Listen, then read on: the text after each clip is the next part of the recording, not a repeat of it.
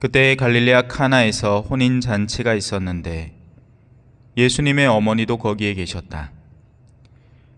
예수님도 제자들과 함께 그 혼인 잔치에 초대를 받으셨다. 그런데 포도주가 떨어지자 예수님의 어머니가 예수님께 포도주가 없구나 하였다. 예수님께서 어머니에게 말씀하셨다. 여인이시여, 저에게 무엇을 바라십니까? 아직 저의 때가 오지 않았습니다. 그분의 어머니는 일꾼들에게 무엇이든지 그가 시키는 대로 하여라 하고 말하였다. 거기에는 유다인들의 정결례에 쓰는 돌로 된 물독 6개가 놓여 있었는데 모두 2-3 동이들이었다. 예수님께서 일꾼들에게 물독에 물을 채워라 하고 말씀하셨다. 그들이 물독마다 가득 채우자 예수님께서 그들에게 다시 이제는 그것을 퍼서 과방장에게 날라다 주어라 하셨다. 그들은 곧 그것을 날라갔다. 과방장은 포도주가 된 물을 맛보고 그것이 어디에서 났는지 알지 못하였지만 물을 퍼간 일꾼들은 알고 있었다. 그래서 과방장이 신랑을 불러 그에게 말하였다. 누구든지 먼저 좋은 포도주를 내놓고 손님들이 취하면 그보다 못한 것을 내놓는데 지금까지 좋은 포도주를 남겨두셨군요. 이렇게 예수님께서는 처음으로 갈릴레아 카나에서 표징을 일으키시어 당신의 영광을 드러내셨다. 그리하여 제자들은 예수님을 믿게 되었다. 주님의 말씀입니다.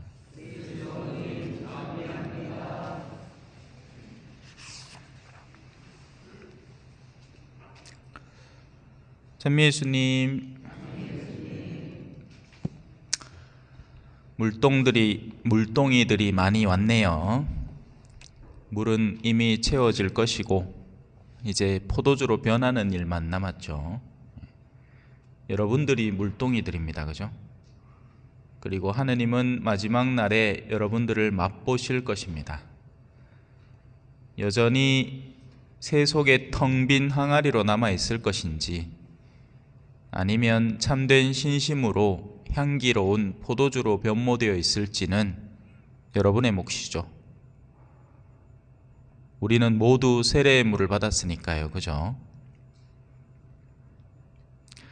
자, 오늘은 그분을 기다리는 처녀들이라는 주제로 일독서에 대한 풀이를 한번 들어가 보도록 하겠습니다. 인류는 아담과 이브의 범죄와 그 여파로 시달려 왔습니다. 그걸 원죄라고 하죠. 원조들이 저지른 죄. 그리고 죄라는 것은 그냥 한 사람에게 고스란히 남아있는 게 아닙니다. 죄라는 것은 항상 사회적인 영향력을 띠고 전염성을 갖고 있고 퍼져나가게 마련입니다. 특히나 이 첫 인류의 죄는 그 여파로 우리에게도 그 영향력을 꾸준히 가하는 겁니다. 물론 아까도 제가 물동이의 비유를 들면서 우리는 세례를 통해서 새롭게 난 이들이기 때문에 바뀌었다 하지만 그 여파는 여전히 이어져 가는 겁니다. 그들의 범죄를 한마디로 얘기를 하자면 교만이라고 할 수 있습니다. 하느님보다 더 높은 존재가 되고 싶다는 열망. 뭔가 엄청난 것 같죠? 하지만 사실 우리들이 일상에서 쉽게 저지르는 것들 가운데 이것이 포함이 됩니다. 바로 그 열망이 그들을 타락시키게 되고 존엄하던 위치에서 떨어뜨려 버리고 또 낙원이었던 영역에서 추방당하게 만들어 버립니다. 그리고 이런 일련의 과정은 사실 우리의 삶 안에 녹아들어 있기도 합니다. 우리는 어릴 때 아무 걱정이 없고 악에 물들지 않았기 때문에 순수함 속에 살아갔습니다.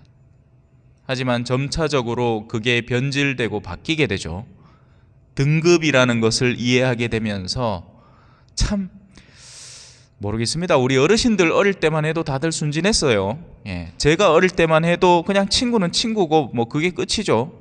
지금은 예를 들어 LH 아파트 사는 아이들과 고급 아파트 사는 아이들, 자기들끼리도 서로 나뉩니다.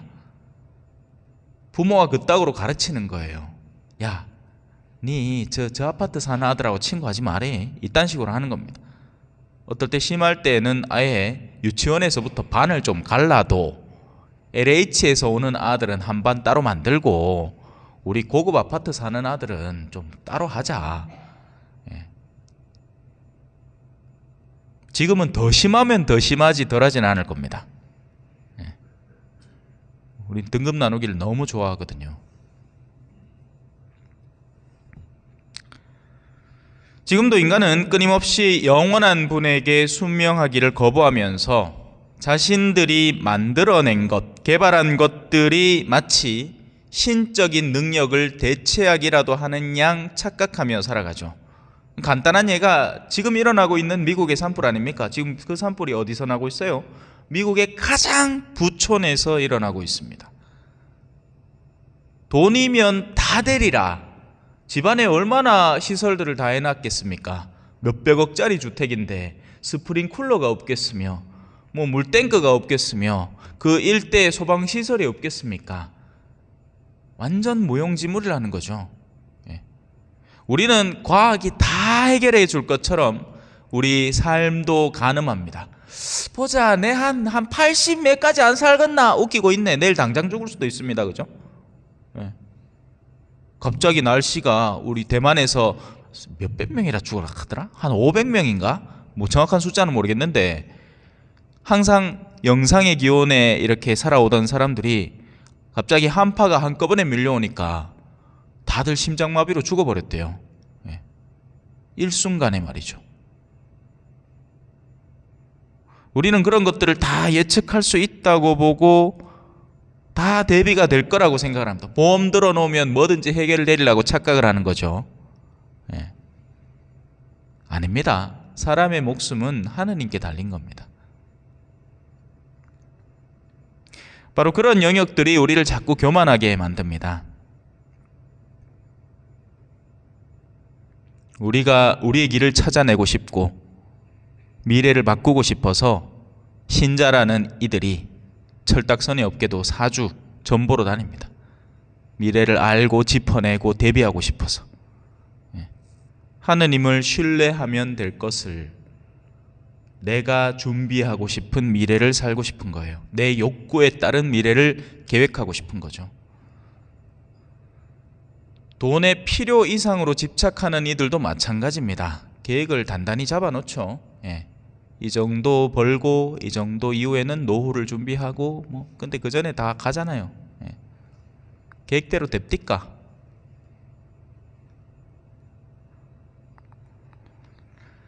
자, 그렇게 인간의 교만이라는 죄, 여기에 강한 변화점이 우리에게 다가오게 됩니다.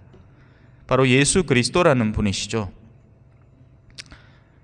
예수님은 우리가 상실한 것들을 온전하게 회복시켜 주실 능력이 있으신 분입니다. 누구든지 그분의 손을 잡기만 하면 내가 아무리 어둠에 쩔어 있어도 성경 표현을 빌자면 너의 죄가 다홍같이 붉어도 순수하게 만들어 주리라. 그분 손만 잡으면, 원래 애들이 그렇잖아요. 그죠? 애들 저질에 많이 합니다. 그죠? 우리 갱상도 사투리로 엄한 방에 저질에 다 합니다. 지가 또 다 치울 수 있느냐? 하나도 못 치웁니다. 아들 이래 깨부수고 어지르고 설탕 단지에 설탕 얹혀놓고 이런 건 잘해도 빗자루가 어디 있고 쓰레받기가 어디 있는지도 못 찾는 아들이 수두룩 빽빽합니다. 그죠? 그 누가 다 치워요? 부모님이 다 치웁니다.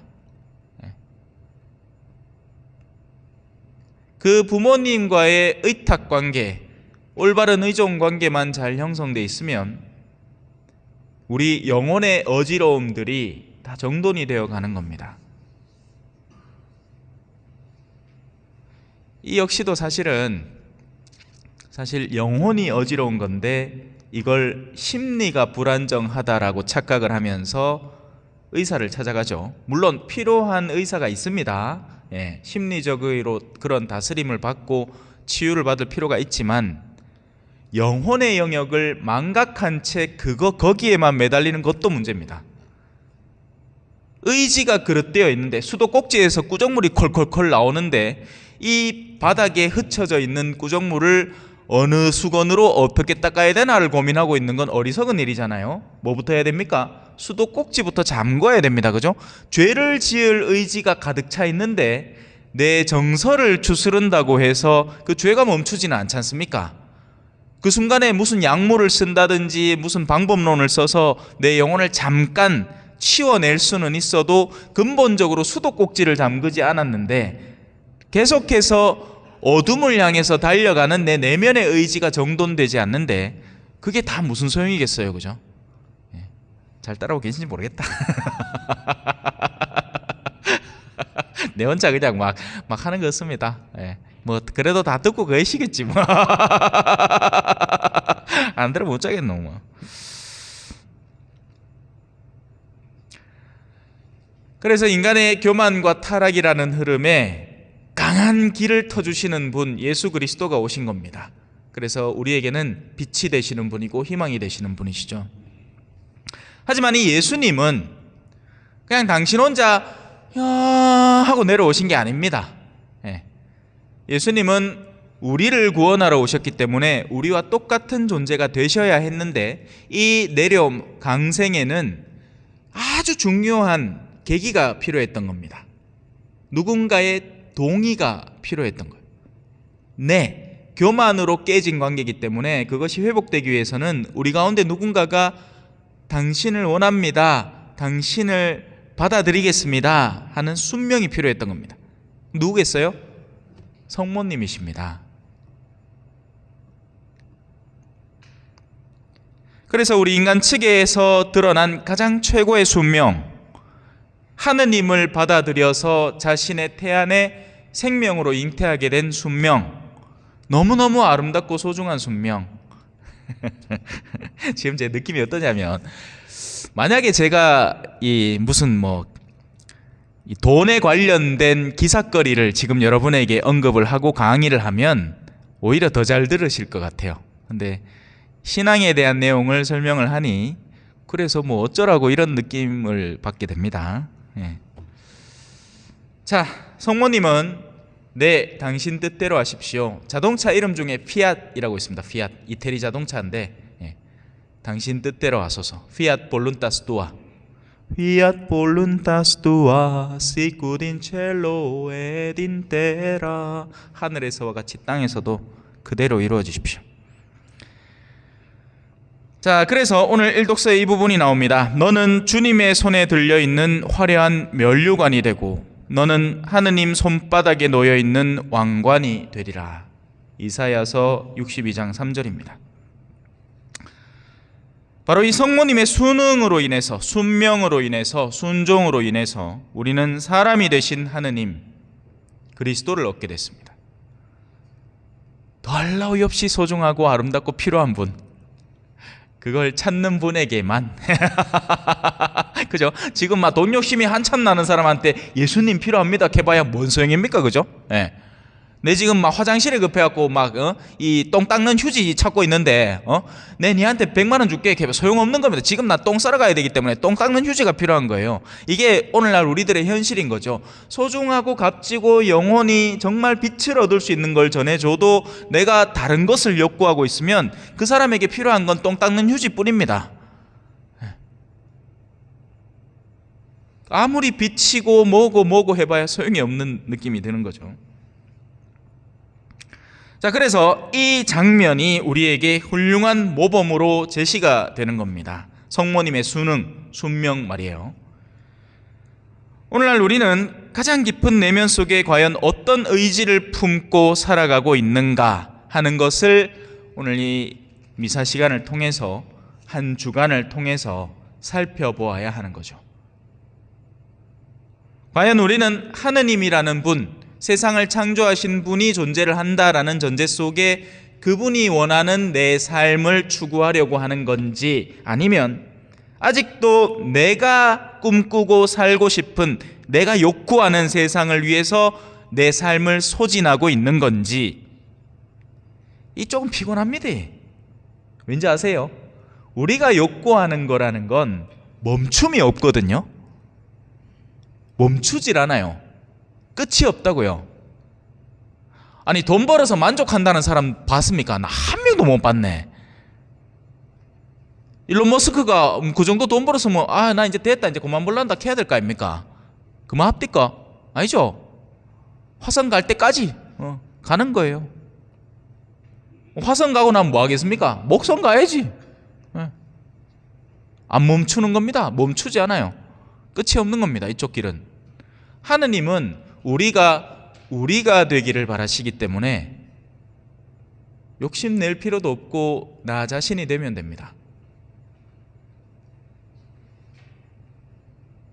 그 참 쉽고 좋은 길인데 어쩌겠노? 사람들이 계속 이 길을 가고 싶다 하니 또 다른 주일날 불러갖고 또 한번 가르쳐드리고, 또 다른 주일날 불러갖고 또 가르쳐드리고 그래야지 뭐. 안 가면 뭐 어쩌겠어요. 깨달을 때까지. 깨닫게 된 사람은요, 그때부터는 자기가 다른 이들을 또 초대하기 시작하는 일을 합니다. 그게 그 사람이 깨달았다는 증거가 돼요. 근데 그게 아니라 계속해서 왔다리 갔다리, 미사 때 잠깐 와갖고 예수님 말씀 들었다가 또 세상 가서는 똑같이 반복하고 익하고 있는 사람은 사실은 멈춰 있는 게 아니라 후퇴하는 겁니다.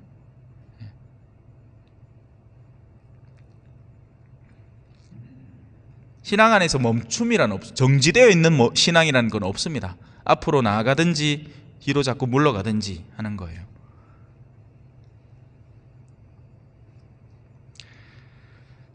자, 우리의 신랑은 그리스도이십니다.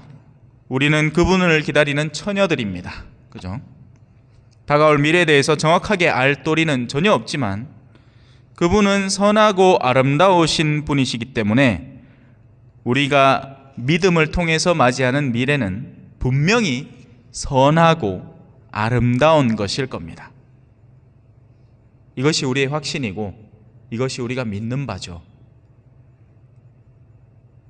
세상은 언뜻 우리에게 야, 좋은 세상 열어줄게, 인자 과학이 발달해 갖고 와있나, 모든 병이 다 나을 끼고 너희는 걱정 없이 이 지상이라는 유토피아 안에서 살 수 있을 끼다. 이 좋은 세상, 한 세상 열심히 돈 벌어갖고 그 돈 펑펑 쓰면서 이 좋은 세상을 살아라라고 꼬시겠지만 그게 진짜일까 가짜일까? 가짜겠죠. 우리의 눈앞에 여러 가지 표징들이, 징표들이 나타나고 있음에도 우리는 그 미련을 못 버리고 계속해서 이쪽을 탐하고 갈구하게 되는 겁니다. 멈춤 없는 이 피곤한 여정을. 그래요. 이래 가끔씩 미사에 와서라도 가만히 앉아있는 시간 자체가 복됨 아니겠습니까? 그죠? 얼마나 바쁩니까? 집에 가서는 또 유튜브 요거 보고 저거 보고 TV 요거 틀고 저거 틀고 한다 바쁠까 아이가? 성경을 읽기는커녕, 그죠? 묵상을 해보기는커녕 그나마 성당에 오면 복음 말씀이라도 좀 듣고 가만히 앉아서 머무는 시간이라도 가질 거 아닙니까? 너무 바쁘게 살지 마십시오. 우리 느긋하게 살자. 안 좋으나 이런 게.